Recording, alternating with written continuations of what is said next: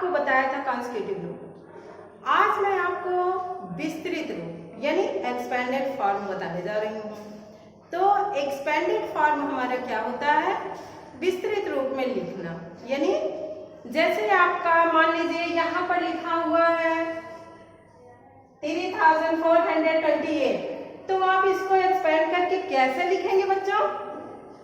ये देखिए मैंने आपको यहाँ पर दिखाया है कि 3428 को यहाँ पर लिखेंगे। आप लिखेंगे कैसे? आप पहचानेंगे कैसे कि हम ये 3000 है या 400 है, 2 10s है, 8 1s है, ये संख्याएं आप कैसे पहचानेंगे? तो आप बच्चों यहाँ पर सबसे पहले क्या लिखेंगे? वंस डालेंगे यानी इकाई, टेंस दहाई, 100 यानी सैकड़ा, 1000 यानी हजार। इस प्रकार बच्चों आप संख्याओं के ऊपर यदि 1s 10s 100 ये सब लिख लेते हैं और उसके नीचे संख्याओं को लिखते हैं तो आपको लिखने और पढ़ने दोनों में आसानी होती है।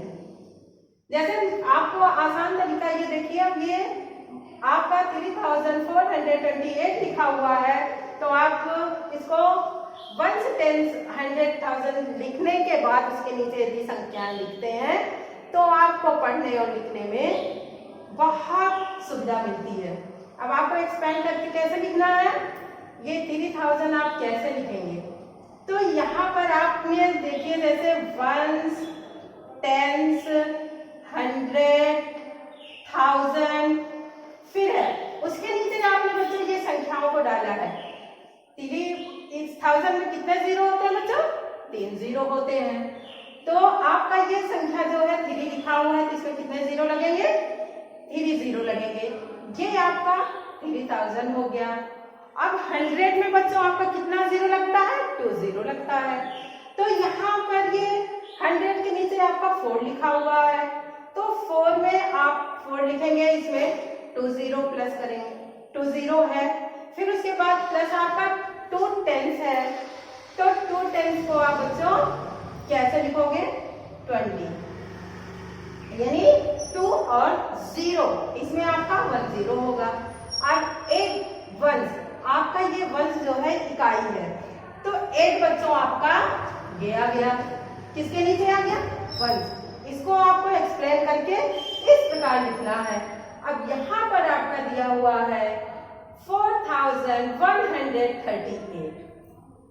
तो इसी प्रकार आपका ये 1s 10s 100,000 ये लिखा हुआ है तो आप ये 1s 10s 100,000 आपने पढ़ा तो आपको तुरंत समझ में आ गया कि ये कितना लिखा हुआ है, यानी 4138 लिखा हुआ है। तो इसको आप जब एक्सपेंड करेंगे तो कैसे? 4000 प्लस 100 प्लस 30 प्लस 8, ये आपका हो गया बच्चों। अब ये भी आपको उसी प्रकार पढ़ना है क्योंकि सब आपका 1000 तक ही नंबर लिखे हुए हैं। 2854। अब ये आपका, फिर यहाँ 2000 आप उसी प्रकार से लिखेंगे बच्चों।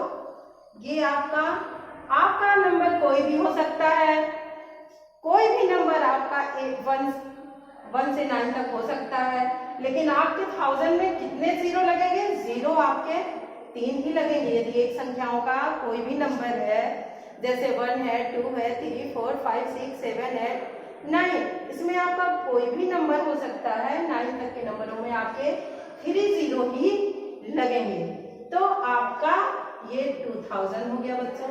अब 800 है आपका तो 800 आपका 800 प्लस, अब ये 5 है, ये 5 क्या है आपका? 10 है तो यहां पर आप क्या लिखेंगे बच्चों? 50। यहां पर आपका 4 है, 4 किसमें है? 1s में। 4 जो है आपका यहां आ जाएगा 1s यानी इकाई। फिर आपका बच्चों है क्या? 5262। तो 5000 में 3 जीरो आपका लगेगा, प्लस 200 है बच्चों, तो 200 में आप 2 लिखेंगे और डबल जीरो लगाएंगे, फिर प्लस आपका 60 आप कैसे लिखते हो 60, तो यहाँ पर आप टेंस है तो 60 आप इस तरह से लिखेंगे, फिर 2 है, 2 यानी इकाई है आपकी, तो इकाई को आप कहाँ लिखेंगे, यहां पर लिखेंगे।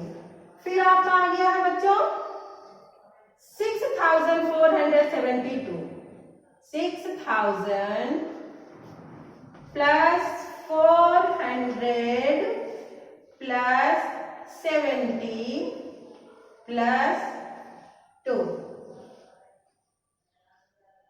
8366। अब 8000 को भी बच्चों आप कैसे लिखोगे, 8 लिखोगे और इसमें जीरो कितने लगेंगे आपके, 3 जीरो ही लगेंगे। मान लीजिए बच्चों आपका यहाँ पर 8 होता और यहाँ पर ये 3 ना होकर के कुछ और होता, तो वहां पर भी आपके नंबर बदल ही जाते। आपके ये नंबर सब बदले हुए हैं, एक जैसा नंबर कहीं भी नहीं है। तो अब आपका ये यहाँ पर 8 है, यहाँ पर आपका 6 है, यहाँ पर आपका 5 है, लेकिन तरीका जो है आपका वही है, जीरो उसमें 3 ही लगेंगे। 1000 में आपके जीरो कितने लगेंगे, 3 ही लगेंगे। तो 8000 प्लस 300 प्लस 60 यानी 6 आपका क्या है, टेंस है, तो यहाँ पर आप क्या लिखेंगे 60 प्लस, और ये 6, ये तो 6 आपका टेंस है, लेकिन ये 6 आपका क्या है, यूनिट है, इकाई है, ये आपका 6 वंश में लगेगा। फिर यहाँ है 7472, यहाँ आप लिखेंगे 7000 प्लस 400 प्लस 70 प्लस 2। इस प्रकार बच्चों आपने देखा कि कैसे हमने एक्सपेंड करके इन नंबरों को लिखा है।